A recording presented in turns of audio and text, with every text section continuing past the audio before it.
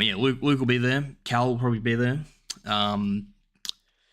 Stale Beeflet should be there. The whole crew should be on deck, and that's going to be May 31st. So that's coming up. But yeah, if anyone's in Melbourne, it's kind of like out. It's not like in the city. It's not pretty central, but yeah, that's coming up. That's gonna be, and obviously we're gonna be trying to stream the whole thing. We had a lot of issues with the streaming in the first run of shows, but we're gonna try and figure out how to make that not so shitty. Okay. Anyway, let's continue. Let me read this.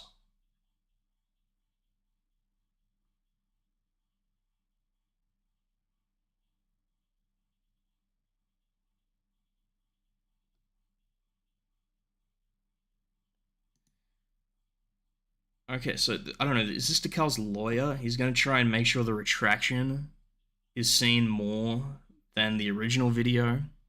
So his goal is to make sure that the video that has the retraction in it gets more views than the original video, which would prove that, you know, more people saw the retraction, so therefore it's okay because they saw the retraction. It had a bigger influence.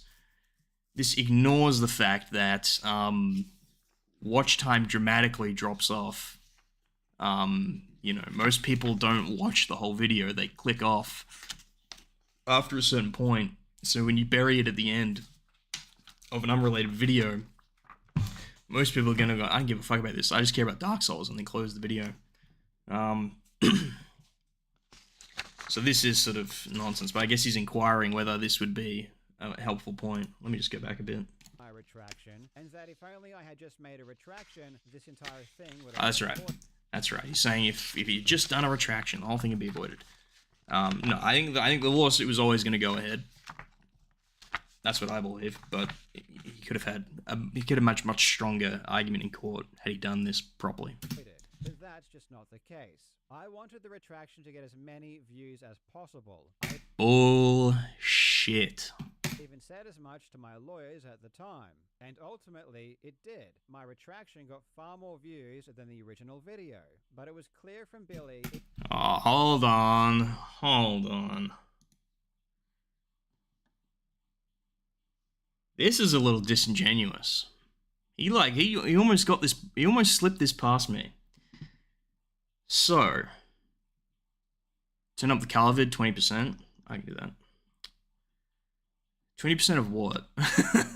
So I'm in VLC and it's currently at 40%. Should I bump it up to 60%? Would that be better? I'm glad that we got an hour in to this reaction and analysis. We're not even halfway through the video. Alright, I bumped up Carl. Okay, so this is a little disingenuous. He tried to slip a little thing by us here. So, if you look at this, he's claiming that he tried to make sure the reaction got more views than the original video. Right? That's his claim. Now, let's ignore the fact that he put it at the end of a video unrelated to Billy Mitchell. And that the audiences for those two videos are going to be drastically different. Since most people watch videos not because they're subscribed to someone, they just watch them based on recommendations, right? That's every fucking YouTuber always says it. Only 5% of my viewers are subscribed, so be sure to subscribe. No one subscribes anymore. People just watch recommended videos, right? The almighty algorithm. Exactly. Welcome to the stream, Goose. So, let's ignore that. Let's ignore the fact that watch time drops off dramatically, that people click off the video before the end. So, let's ignore all of those factors and just accept that the raw view count on the video is what's important here, okay? Even if you accept that, Carl posts this screenshot. I gotta move my webcam. Carl posts this screenshot, right? Carl posts this screenshot of the video where he makes the retraction. and you can see it has 2.7 million views 3 years ago, right? And so he doesn't post a screenshot of the video that has the offending statement. But he says down here, the original video had 500k views before the incorrect information was removed. So, his argument is that because this Dark Souls video in 3 years has amassed 2.7 million views, that's more views than the original video, which only had 500k views before I took out the offending statement.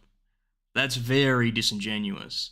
Because, like, he set, like, an end point where his original video can no longer accumulate views, but he hasn't for this video that he's using to make this argument. You know, this can grow forever, you know. If he takes the screenshot 10 years from now, this could say 15 million views, right? So I think it's a little disingenuous to sort of, like, compare these two numbers. You can't really compare them. You need to set, like, a comparable, like, time period. How many views did this get in a comparable time period? You know. And then let's add in all those other problems that I already mentioned about different people are going to be viewing this compared to his original video. You know, this isn't his audience that watches for his Billy Mitchell stuff. Obviously, there's going to be overlap, maybe a lot of overlap, but there's going to be people that are just here for the Dark Souls. So he's created content that attracts a different set of viewers. And then, he's put it right at the end, and it's unrelated, and watch time drops off, all this other shit. So, yeah, as Alka says, people stop watching